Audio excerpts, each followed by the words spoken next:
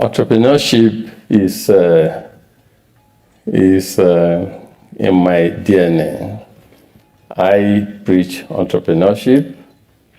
I encourage entrepreneurship.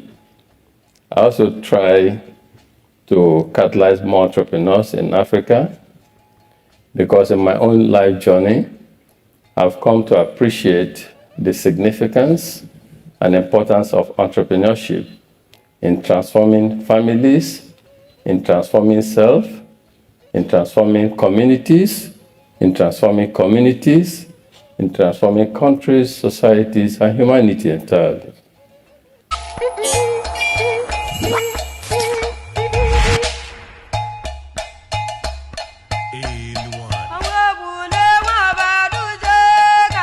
Let's talk about a man who controls more of Nigeria's economy than most governors ever will. Tony Elumelu. To support this initiative with 25 billion naira. In case you missed it, 25 billion naira. Thank you. Chairman of UBA, a bank operating in 20 African countries. Yes, you heard that. 20 African countries.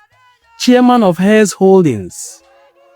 His Pan-African investment empire spanning energy, power, banking, insurance, technology, real estate, and healthcare.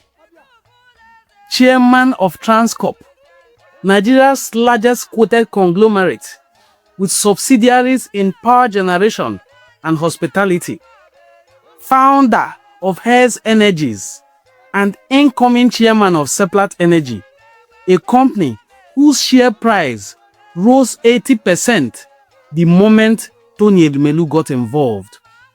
They call it the Elumelu effect. Now, could this man run Lagos State? But here is where it gets interesting. Tony Elumelu is Igbo, originally from Onichuku, in Amiocha North local government area of Delta State. And Lagos is widely considered Yoruba heartland. Would Lagos accept an Igbo governor? Can money, vision, and track record override tribe?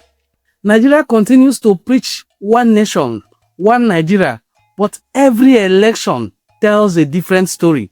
It is during election that you get to hear this one is Igbo, this one is not. So here is the real question. Is Lagos State ready to be led by the best man or just the right tribe? Drop your answer in the comment section. Let's talk about this.